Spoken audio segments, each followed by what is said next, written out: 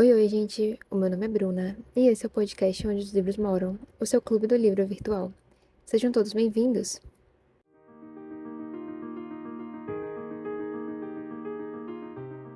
No podcast de hoje, nós vamos falar um pouco sobre a incrível mente e história de Matthew Perry, o nosso Chandler de Friends. Você já leu a biografia dele? Gente, Matthew Perry é um ator, foi um ator que eu muito admirava. Eu gosto muito da série Friends, e ele sempre foi uma pessoa que eu achei muito engraçada, divertida, simpática, mesmo sabendo que por trás existia uma história ali de dependência química. Quando eu li essa história, quando eu li esse livro, essa biografia, eu achei ainda mais incrível. É engraçado porque às vezes a gente vê pessoas atuando em filmes, séries, novelas, que sejam, e às vezes a gente admira esses atores, mas parece uma realidade muito distante daquela que a gente vive. Então, às vezes são atores que quando a gente assiste, parecem que tem uma vida perfeita.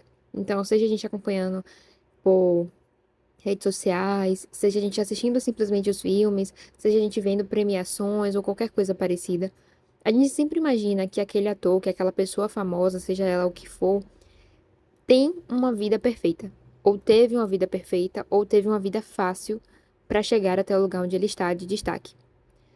Mas uma coisa que eu gosto de autobiografias e biografias de modo geral, embora eu só tenha lido autobiografias, é que ela aproxima a gente plenamente dessa pessoa.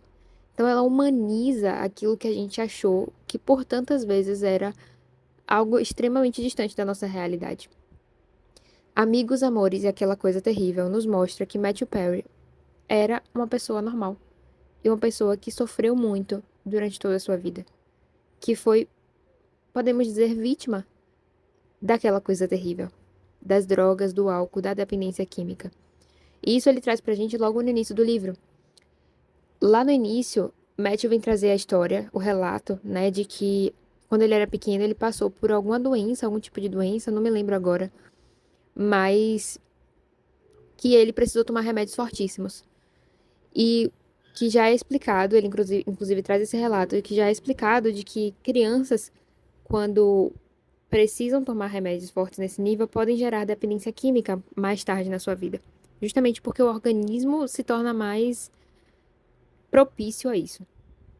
Vamos ler um pouquinho sobre isso aqui na página 32 do primeiro capítulo do livro. Ele vai falar o seguinte: Cheguei gritando e não parei de gritar. Por semanas. Eu tinha muita cólica. Meu estômago foi um problema desde o começo. Meus pais estavam enlouquecendo com o tanto que eu chorava. Enlouquecendo? Preocupados. Eles me levaram ao médico. Era 1969, uma época pré-histórica se comparada a hoje. Dito isso, não sei qual é o nível de avanço que uma sociedade precisa ter para entender que dar fenobarbital para um bebê que acabou de começar o seu segundo mês respirando o ar de Deus é, na melhor das hipóteses, uma abordagem interessante da medicina pediátrica. No entanto, na década de 1960, não era tão raro empurrar um barbitúrico forte para os pais de uma criança com cólica. Alguns médicos mais velhos eram adeptos desse tratamento. E com tratamento, quero dizer receitar um barbitúrico forte para um bebê recém-nascido que não parava de chorar. Quero explicar bem uma coisa, eu não culpo os meus pais por isso. Seu filho não para de chorar, é nítido que há uma coisa errada. O médico prescreve um remédio, ele não é o único que recomenda o tratamento. Você dá um remédio para a criança e ela para de chorar. Eram outros tempos. Lá estava eu, no colo da minha mãe estressada, berrando sobre seus jovens ombros de 21 anos, enquanto um velho de jaleco branco e com bafo mal se dava o trabalho, com bafo mal se dava o trabalho de erguer o olhar de sua grande mesa de carvalho. Resmungava sobre esses pais de hoje em dia e receitava um barbitúrico com grande chance de causar dependência. Então, o Matthew ele já vem trazer aqui que desde pequeno ele foi, entre aspas, vítima de remédios fortes. E querendo ou não, isso afeta sim o seu corpo, isso afeta sim o seu metabolismo. Um pouco mais à frente ele vai dizer o seguinte: o barbitúrico entrava e eu desmaiava. Pelo visto, eu chorava, o remédio fazia efeito e eu apagava. Algo que fazia o meu pai cair na risada. Não era por crueldade. Bebês chapados são engraçados. A gente vai seguir essa história por mais um tempo. Aqui no capítulo 1, ele vai trazer um pouco mais de contexto pra gente sobre sua família, sobre como foi isso pra ele. E um pouco à frente ele vem dizer que ele bebeu a primeira vez com 14 anos. E aí foi ladeira abaixo. Matthew vai trazer pra gente nesse livro a sua jornada de dependência química. E ela vai durar.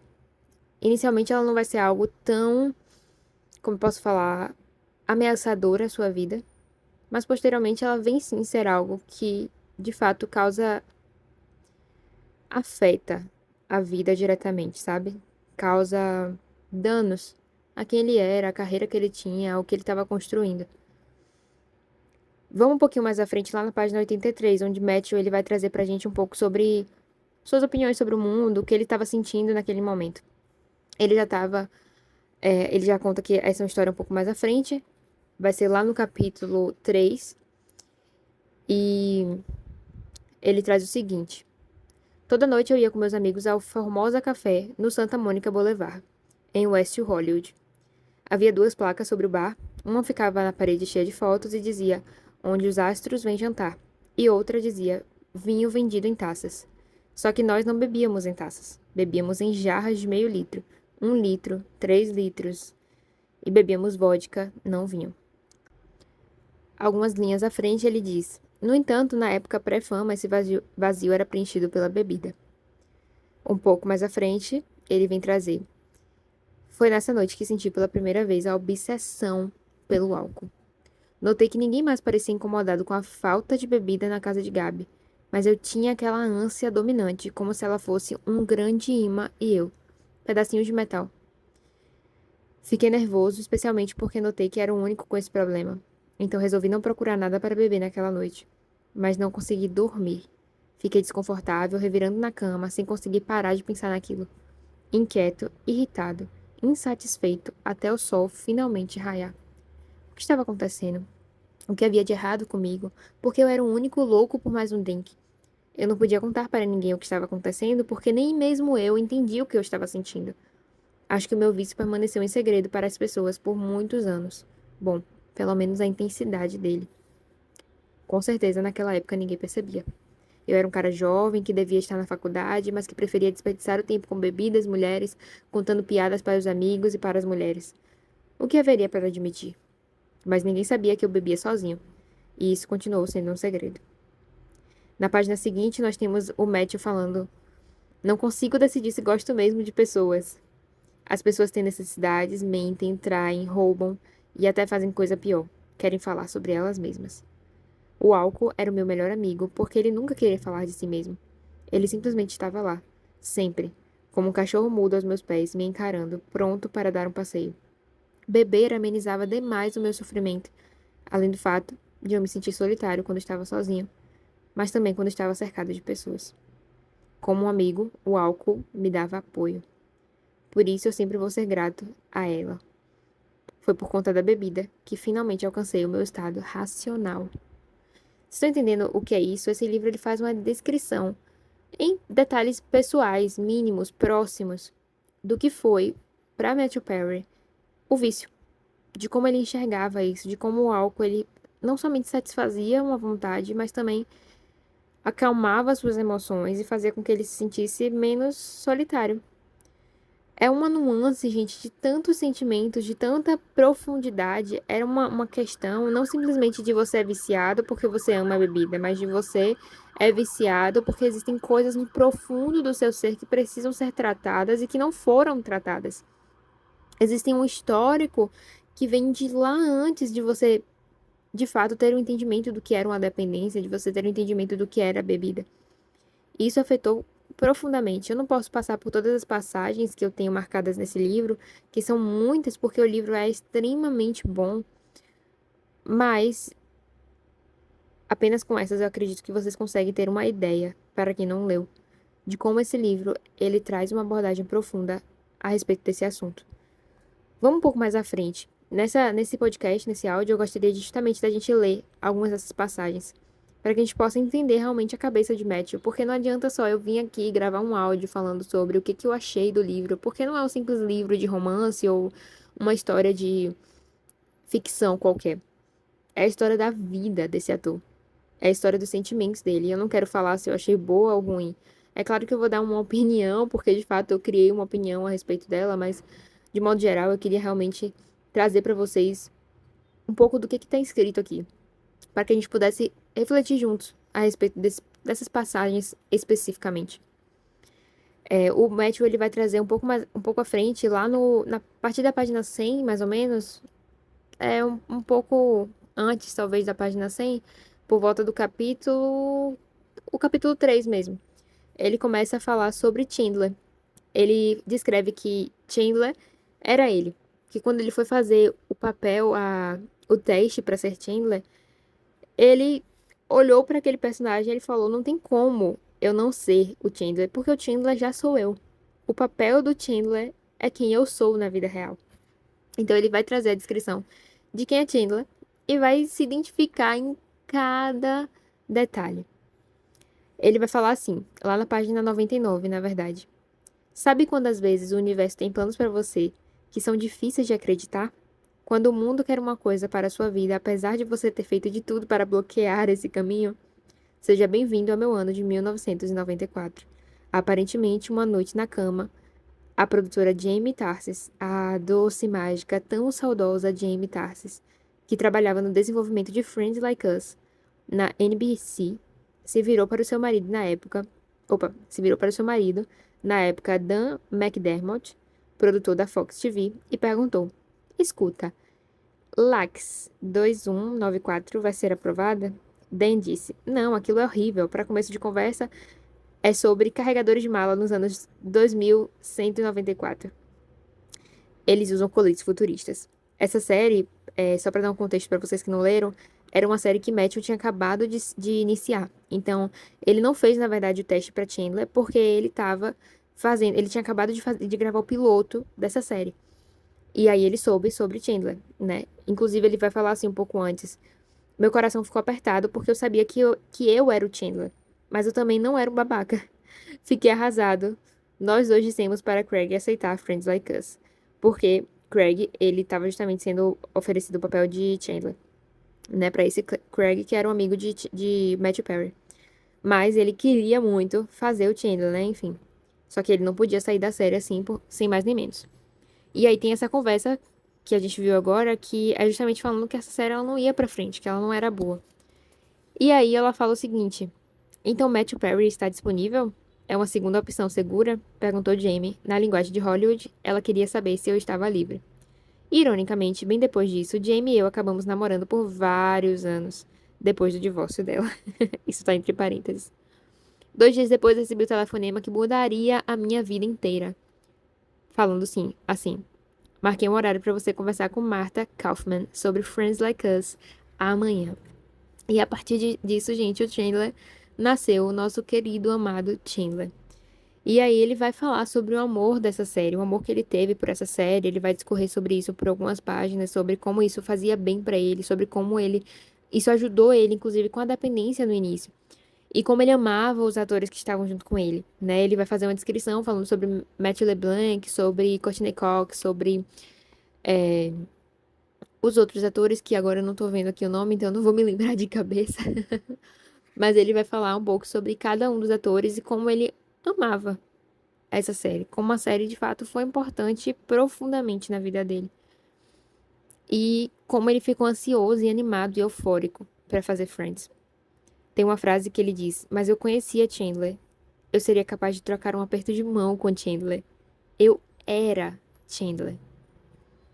Então, o Chandler que a gente viu nas telinhas, de fato, era parte da personalidade do Matthew. Inclusive, toda aquela questão da piada, da comédia que é desenvolvida na série sobre ele tentar usar a graça, né, como um alívio para os seus próprios sentimentos, o Matthew ele vai trazer um pouco disso no livro. Eu não me lembro exatamente a página para a gente poder dar uma olhada, mas ele vai trazer sobre como ele usava de fato o humor para poder aliviar seus sentimentos, para poder tornar as coisas mais leves do que de fato elas eram. Então, é exatamente o que Chandler faz durante toda a série. Ele vai também adicionar um fato de que muitas das piadas, das graças, dos tipos de formas de agir do Chandler vieram dele. Não era uma coisa meramente ensaiada e atuada. Então, isso é desenvolvido, né? Isso vai ser discorrido. Ele vai falar um pouco sobre cada um dos personagens também, para além dos atores. E ele fala também sobre o fato de que durante as gravações de Chandler, a partir de uma determinada temporada que eu não me lembro agora, ele volta para a dependência química de um jeito muito mais intenso do que ele estava antes. Então, isso vai também trazer pra gente uma nova perspectiva sobre a série, sabe? Porque a gente ama essa série, né? Eu acredito que se você tá ouvindo esse podcast é porque você gosta do Matthew, é porque você conhece o livro, é porque você gosta de Friends. E ele vai falar sobre isso, sobre como isso afetou a vida dele. Sobre como ele se sentiu o cara mais sortudo do mundo e depois ele se sentiu o cara mais idiota do mundo. Por estar estragando isso, por estar não conseguindo sair desse lugar de dependência. Tem uma página lá na 146 e 147. Ele vai falar um pouquinho sobre a oitava temporada, que eles ganhavam muito dinheiro nessa temporada por episódio. Ele, inclusive, cita que o contrato passou a ser de 1.100.040 dólares por episódio. E fala um pouco sobre como ele se sentia. Então, nessa época, ele namorou a Julia Roberts. E ele fala que ele se sentia insuficiente. Que ele terminou com Julia Roberts. Inclusive, ele até brinca com isso. Quão idiota ele foi.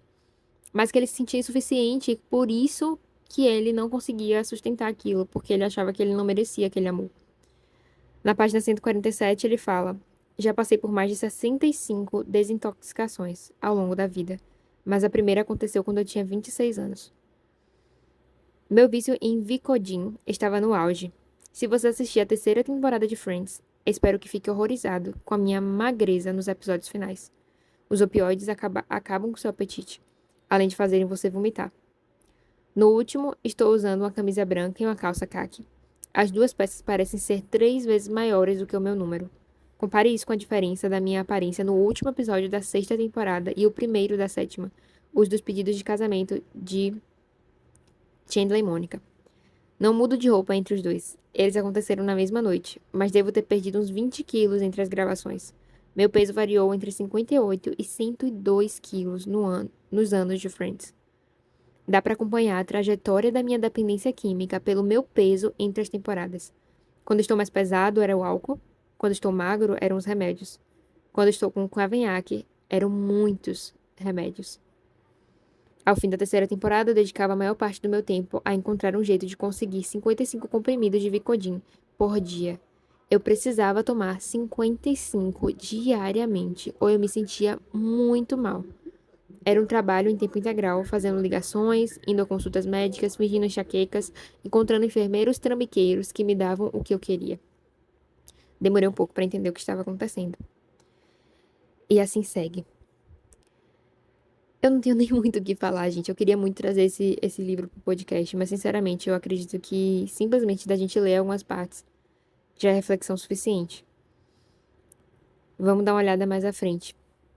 Ele vai falar que isso demorou, como ele acabou de dizer, que dá pra perceber isso pelas temporadas. Então, durante as temporadas, a gente pode ver que durou, né? Que esse vício dele, ele foi longo.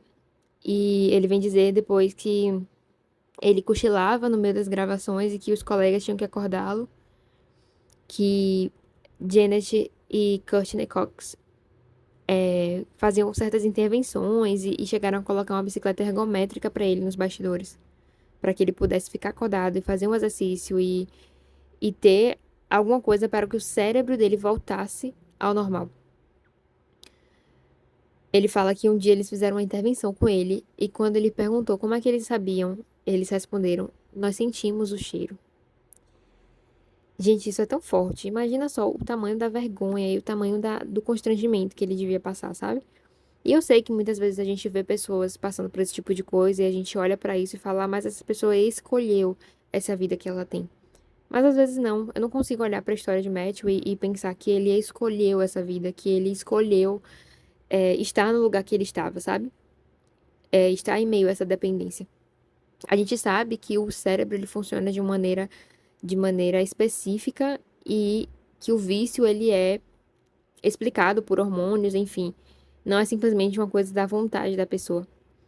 Mas, ao mesmo tempo, a gente acompanha uma história de um médium que desde criança foi exposto a essa realidade. Exposto a um corpo recém-nascido que tomava remédios fortíssimos, mais fortes do que poderia aguentar. Exposto a um corpo um adolescente de 14 anos que teve acesso ao álcool ao ponto de ficar bêbado com esse álcool. E queiram vocês me dizerem o que vocês quiserem de que é normal uma criança de 14 anos beber e se entupir de remédio, de droga, seja lá o que for. Pra mim, isso nunca vai ser normal, então nem tentem me convencer. Foi exposto a todo tipo de coisa, muito pequeno. Eu acredito que isso é sim devido a diversos fatores, e não simplesmente o fato isolado de que um dia ele quis beber e isso o levou a essa situação. É claro que existem casos e casos, mas falando especificamente sobre o caso de médium, eu não enxergo dessa maneira, eu não consigo olhar pra ele como um cara que simplesmente causou isso assim mesmo. É claro que lendo o livro tem muitos momentos que você fica, meu Deus, cara, por que você não conseguia dessa vez? Você tinha tudo pra conseguir melhorar. Você tinha tudo pra dessa vez você não voltar para o mesmo lugar. Mas ao mesmo tempo você vê ele destrinchando a mente e o coração dele e como ele estava funcionando e como aquilo estava sendo de fato difícil pra ele, de maneira que muitas vezes ele voltou ao ponto de partida, o que é muito triste, né? Eu acredito que esse livro, inclusive, nos traz para perto de uma realidade que talvez muitos de nós nunca vivam, e que bom por isso, né? Graças a Deus por isso. Mas que é a realidade de ter uma pessoa querida passando por dependência química nesse nível. Porque Matthew, por mim, pessoalmente, era uma pessoa muito querida. Mesmo que eu nunca tenha conhecido ele, mas ele sempre foi um ator muito querido para mim. Vamos ver mais um pouquinho à frente. O Matthew ele vai falar sobre isso, eu não vou ser redundante para que o episódio não fique muito longo, simplesmente a gente falando a mesma coisa. Mas tem uma página que muito me marca, que é lá na página 190 do livro, se você tiver com o livro acompanhando, no capítulo, é um interlúdio, logo depois do capítulo, deixa eu dar uma olhada no número para falar para vocês. A gente tem as fotos no meio do livro. É o primeiro interlúdio depois das fotos, porque o livro, gente, ele é dividido entre capítulos e interlúdios. Os interlúdios, ele fala sobre o momento atual, mais ou menos, e os capítulos vai falar sobre o passado. Então, tem o capítulo 5, no meio do livro físico, pelo menos, tem as fotos, e logo em seguida tem o interlúdio, que vai ser onde ele vai falar um pouco sobre essa experiência que eu vou relatar agora. Na página 190, ele fala assim, na verdade, começando na 189. Comecei a orar freneticamente com o desespero de alguém que se afoga. A última vez que eu tinha orado havia sido logo antes de conseguir o papel de Friends, quando fiz aquele acordo faustiano com um Deus que simplesmente respirou fundo e ficou esperando. Lá estava eu, mais de uma década depois, juntando as mãos uma segunda vez.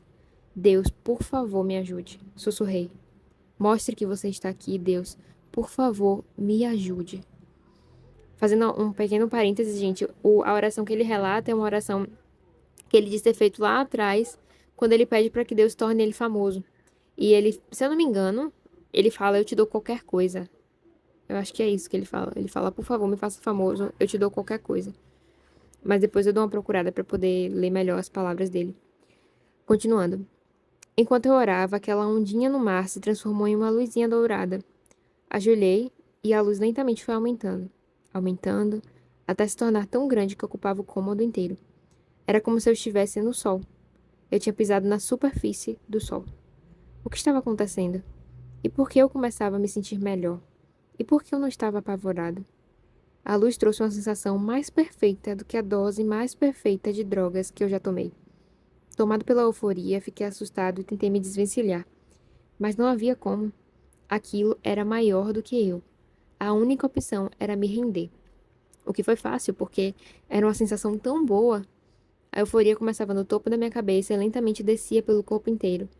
Devo ter passado 5, 6, 7 minutos ali preenchido por ela. Meu corpo não tinha sido substituído por mel quente. Eu era o mel quente. E pela primeira vez na vida eu estava na presença de amor, de aceitação, tomada pela sensação poderosa de que tudo ficaria bem. Agora eu sabia que as minhas preces tinham sido atendidas. Eu estava na presença de Deus. Bill Wilson, que criou o AA, né? Alcoólicos Anônimos, foi salvo pela experiência de ver um raio atravessando uma janela quando sentiu que via Deus. Aquela era a minha vez de encontrar Deus. Um pouco abaixo ele fala: comecei a chorar. Quer dizer, comecei a chorar de verdade, aquele tipo de choro descontrolado, de sacudir os ombros. Eu não chorava porque estava triste. Chorava porque, pela primeira vez na vida, me sentia tão bem e seguro, bem cuidado. Após décadas lutando contra Deus, lutando contra a minha vida, contra a tristeza, tudo era levado embora, como um rio de sofrimento sumindo no horizonte. Eu estivera na presença de Deus, tinha certeza disso, e dessa vez pedi a coisa certa: receber ajuda. Gente, pra mim essas páginas são tão fortes pra mim. Opa, repetir pra mim, né? São fortes, porque, principalmente como uma mulher cristã, eu sei o poder que o Senhor tem nas nossas vidas. E quando a gente lê uma história de uma pessoa não somente que passou por coisas como o Matthew passou, coisas de alcoolismo, de dependência química e de tantos outros relatos que ele vem fazer, de o corpo dele estar tão destruído que ele precisou fazer cirurgia e, enfim, passar por reabilitações constantes e por aí vai. Mas também pelo fato de que, como eu falei, é uma pessoa famosa. É alguém que a gente olha na televisão e que a gente admira, que a gente acha. A gente olha pra essa pessoa numa posição de destaque. E por mais que não seja a intenção, pelo menos não a minha, idolatrar nenhum famoso, e não idolatro de fato, mas são pessoas que a gente cria um carinho, a gente cria de fato uma admiração. Quando a gente olha pra essa pessoa, a gente vê tanto sofrimento que ela passou.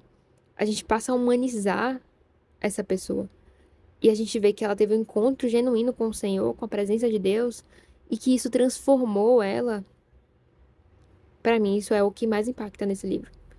De verdade, é o único marcador mais escuro que eu tenho no livro, porque é uma página que me ministra profundamente. De como Deus, independente de quem você seja, independente do lugar onde você esteja, independente das coisas que você fez ou da vida que você esteja levando, Ele ainda pode te encontrar. E não somente te encontrar, mas responder às suas orações e te entregar a ajuda que você precisa.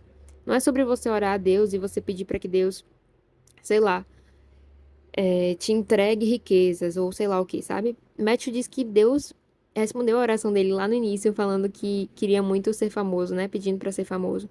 Mas eu acredito também que é porque existia um propósito e porque Deus conhecia o coração de Matthew profundamente para responder aquela oração. Mas esse momento aqui é sobre você olhar para Deus e você falar: o Senhor é a minha única esperança e eu preciso de ajuda. É isso que Matthew descreve nessas páginas. Depois ele fala o seguinte: permaneci sóbrio por 2 anos apenas por causa daquele momento. Deus tinha me dado um vislumbre de como a vida poderia ser. Ele me salvou naquele dia e em todos os outros, na verdade. Ele me transformou em alguém que busca não apenas a sobriedade e a verdade, mas também por ele. Deus abriu uma janela e a fechou, como se dissesse: agora faça por merecer isso. É interessante porque ele fala que ele ficou sóbrio somente por 2 anos. Mas eu acredito que de fato esse momento transformou a vida dele e é o que ele vem trazer pra gente algumas páginas à frente. Ele ainda assim passou por muitos momentos difíceis, mas isso fez diferença. Fez com que a vida dele fosse transformada de uma forma ou de outra. A gente ainda vai ter algumas páginas pela frente e que vão falar do passado, que vão falar do futuro. Vão ser páginas que vão falar ainda um pouco sobre os dias de glória e os dias de tristeza dele. Mas a partir dessa página a gente vai vendo um Matthew que começa a entender que a vida pode ser muito mais do que isso. Muito mais do que essa solidão, muito mais do que uma vida que não é, que é fadada, melhor dizendo, à dor. Ele vai falar sobre as pessoas que mudam a sua vida. Ele vai falar sobre as pessoas que marcam a sua vida. Ele vai falar sobre amores que foram embora e sobre como o coração dele doeu por ter perdido eles. Vai falar sobre o desejo profundo que ele tinha de ser pai, e que foi um desejo que nunca foi atendido. Vai falar sobre a alegria simples da vida, e que por tempos ele não pode desfrutar, porque primeiro ele não queria e depois ele realmente estava sem o físico necessário para estar desfrutando de alegrias como jogar uma bola de um lado para o outro, assistir um filme, assistir um alce e observar o mar, e, enfim, passar tempo com seus pais. Ele fala lá no capítulo 9 um pouco mais sobre Deus. E ele diz: E embora eu tenha um relacionamento com Deus e frequentemente me sinta grato apesar de tudo, às vezes quero mandá-lo se ferrar por deixar o meu caminho tão difícil. No período que estou limpo e sóbrio, é como se eu encontrasse um farol que posso compartilhar com uma pessoa desesperada que precisa de ajuda para largar a bebida. É o meu tipo de luz que banha o mar nos dias de sol, causando brilho dourado e bonito na água. Para mim, Deus é isso. Também funciona à noite, quando a luz da lua bate na água. Eu quase caio para trás, porque me sinto como aquele garotinho de 5 anos atravessando um continente sozinho em um avião, vendo as luzes de Los Angeles pela primeira vez e sabendo que está prestes a encontrar o pai. Bom, é tudo a mesma coisa. Por que eu tenho tanta dificuldade para permanecer sóbrio quando eu vejo meus companheiros fazendo isso com tamanha facilidade? Por que o meu caminho é tão cheio de obstáculos? Por que eu briguei tanto na minha vida? Por que a realidade é um gosto adquirido e por que é tão difícil para mim adquiri-lo? É como se eu estivesse sobre uma queda d'água havaiana, sendo encharcado pela água morna e cristalina, e é de lá que Deus está. Pode acreditar em mim. E aí outra coisa acontece. Você é assolado por uma pergunta incessante. Por que eu fui poupado? As outras 4 pessoas que passaram pela máquina de SCMO morreram. Precisava haver um motivo. Para mim, parte da resposta foram mais minhas 10.000 horas de experiência no AA, ajudando as pessoas a ficarem sóbrias. Isso me ilumina, me oferecendo, na verdade, um pouquinho daquela luz dourada da minha cozinha. De todo modo, eu estou pronto. E eu busco a resposta todos os dias. Sou alguém que procura. Eu procuro Deus. E assim nós seguimos por mais, pelo menos, umas 90 páginas. E, enfim. Eu vou procurar só mais uma última marcação aqui pra gente ler. Que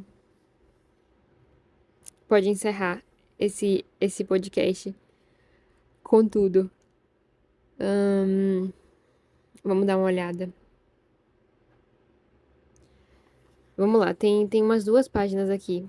Gente, esse livro é tão bom. Eu gostaria de lê-lo todo pra vocês, mas lê-lo como se ele fosse toda uma marcação.